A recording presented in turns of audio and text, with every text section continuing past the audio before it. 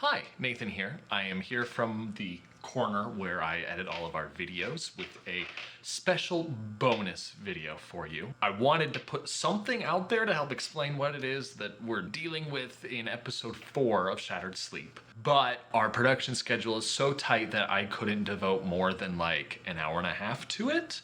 And we didn't have time to go and make big fancy everything crazy. So we're throwing something together really quick to try to explain some of the math behind where we got the 4.5 number in episode 4. Oh, lovely, air conditioner's kicking on. So you're getting the camera onboard audio in my air conditioner filled apartment at the moment. So sorry about the quality, bear with us as we're just kind of slapping this together. Hopefully it'll make sense, help clear up everything. Obviously there's going to be spoilers for episode 4 of Shattered Sleep. So if you're not caught up yet, then do so now. Or if you don't want to catch up, then you've been warned. This is a little bit of an experiment of, can my catawumpuses with a marker make something intelligible? So if this makes sense, great. If not, then it will probably never see the light of day. If it's somewhere in the middle, maybe we'll put it out anyway. But hopefully we're able to help you understand a little bit more clearly all of the mechanics and everything going on with the challenges that are coming up in Shattered Sleep. So thanks. And thanks for your patience with my drawing. Here I am sitting down at my kitchen table. If it's going to be crooked and all over the place, I apologize, but that's what I got to work with right here. But at least I get to use a new Sharpie, so it's a good day. Some background context. The story so far. The Arc Lyravea, which we're going to draw from henceforth and forever with this little symbol right here. Arc Lyravea. I'll just talk about it like the Arc because it's the only arc we care about right now. Left a station called Haumea 1 to travel for 10 months to another station called Liminal Star. Liminal Star is our wormhole generation station. They can fling a wormhole almost anywhere they want in space, though this is kind of unreliable. We'll talk about that in just a second. The important thing to know and remember about Liminal Star is that it's a clock. It takes 5 years to charge the capacitors, to do all of the calculations and everything that they want to do in order to throw a wormhole. What does that process look like? Well, the only way that we can really see into things through space is through a telescope. So let's pretend that this, we'll section it off, is a telescope that we're looking down right now. This telescope will see a star somewhere else.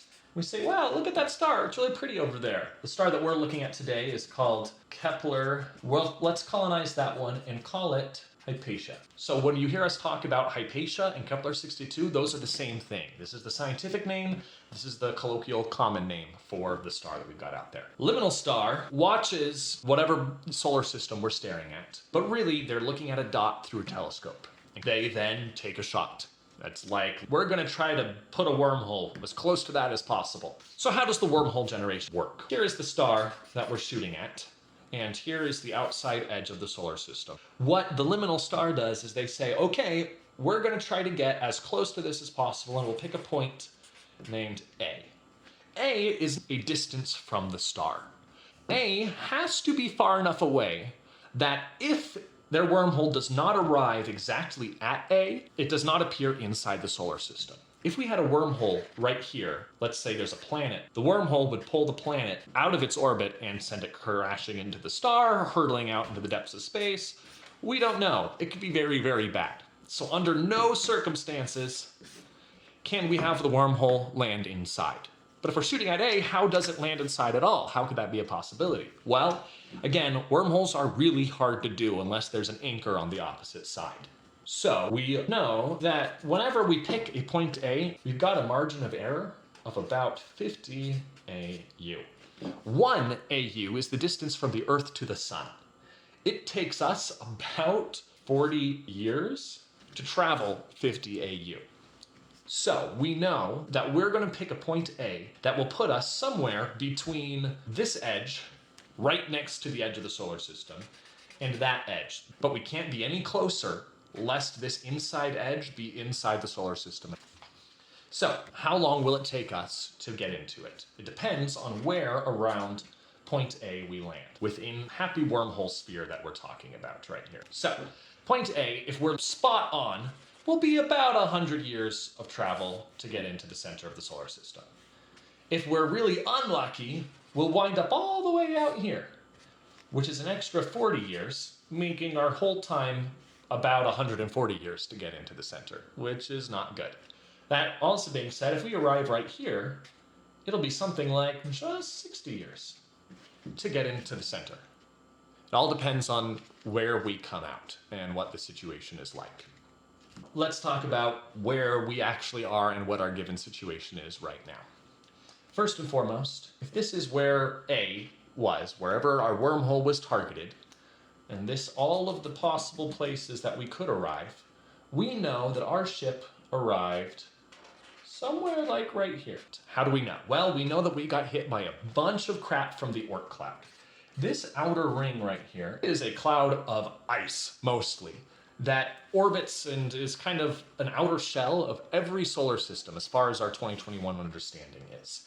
These ice chunks are left over from when the solar system was first formed and may have pieces as big as mountains. We know that we are very close. We're somewhere in this area right here because when we opened a wormhole, its gravity pulled a whole bunch of chunks of ice towards us. That means we have to have been close enough to it for the ice to be strongly affected by it. As these mountain-sized pieces of ice from the Oort cloud came hurtling towards us, they slammed into the front of the ship, which is how we wound up with all of this damage. We were just unlucky enough to arrive at the shortest travel time, but also close enough to cause problems with the ice from the Oort cloud. We want to get a resupply. How do we do that if they're going to have to open a new wormhole and shoot another ship towards us? Well, if you remember what I described before about how they just kind of have to look at the point and say, that's what we're going to get, this sheet right here. This process means that we don't know exactly which side of the solar system it's going to wind up on. Yes, I'm drawing all of these things in 2D because 3 dimensions just makes me sad and I can't draw in 3D and it also makes the math a lot harder, but the principles remain the same. So for simplicity's sake, we're keeping this in 2D for now. That means that taking the way circles work, there are 360 degrees worth of possible point A's from our earlier examples. 360 possibilities for where we could center this wormhole generation area. Each of those possible points, in turn, has that 50 AU margin of error. We're going to give our future astrophysicists the benefit of the doubt and say that they can at least guarantee that the wormhole will arrive somewhere close to our side of the solar system. We're going to slash that number down, assuming that they're better at math and have better technology than we do, to something like 230 degrees of possibility. Of those 230, only one of them is going to be the exact same A point as the one that dropped us off. So, 230 degrees of possibility, how many of those are useful? We have ruled that we are going to give the ship a difference of plus or minus 10 degrees of acceptable areas. So if this is one, this is another 10 that are okay, and this is another 10 that maybe this thing drops somewhere close to us. These give us a total of 21 out of 230. That is a 9% success rate. That's already not great at all. That is what we call in the business very, very not great. If you remember, it takes us 5 whole years to even get the chance to roll the dice once to get 9%.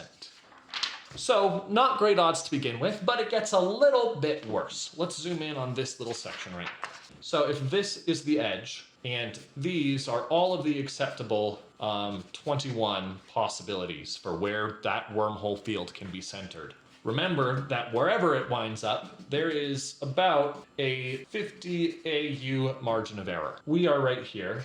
If we are lucky, and it is even inside this 21 possible acceptable ranges, what if it lands somewhere over here?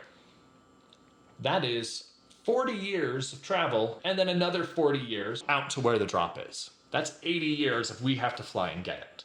Fortunately, it's going to be on a ship of its own. We're going to draw a happy little smiley face because it's the supply ship. If the supply ship can match our speed traveling towards us, we're traveling towards it, then that means instead of taking 80 years one way, it'll only take 40 years if we're traveling towards each other.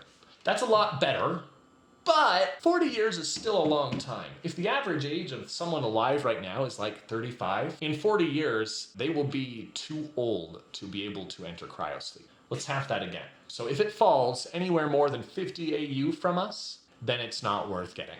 Because this is 100 AU and that's 50, we're gonna take that 9% that we pulled from when we're talking about the number of possible acceptable places for point A to B. That cuts our 90% success rate into 4.5. Technically, that number should be a bit lower, something like 3.7 or maybe 4. But for our intents and purposes, and because we want there to be some chance, we will just say 4.5 is the magical number that we're rolling. So, to recap, we have a 4.5% chance of having that supply drop arrive anywhere close to us to save 247 out of 100,000 people. Granted, we don't actually have 100,000 people right now. We lost a fair amount when we got barraged by all of the ice and dust and debris and sadness. But we are saving less than 0.25% of all of the people on the ship right now. Even if it is only 20 years to pick it up, is it worth adding 20 years to our mission if it's only to help that many people on it? On the opposite side, if you remember this drawing, we know that we're close. We know that we're very close. Even though we got hit by a bunch of rocks and we have to spend who knows how long trying to get fixed, at least we're not out here. We know that maybe, once everything's working again, it'll only take us 80 years to get to the center. In which case, maybe taking 20 years is okay. Maybe taking 20 years to try and help those people because they're people too, gosh dang it, will put us right at the 100 years that we're expecting. But what if we wait 5 years and roll that 4.5% chance to not have it come through? Who knows? Well, that's why we're asking you people. If it will take a minimum of 5 years to even roll for a 4.5% chance to save 0.247%, and then possibly up to another 20 or another 40 or even more, is it worth it? But also, we have some mutinies at the moment. So, you know, I'm glad you're all in this mess with us, and we're very excited to see what happens from it all. So thanks for joining us, and we're really looking forward to episode 5. Thanks for joining me.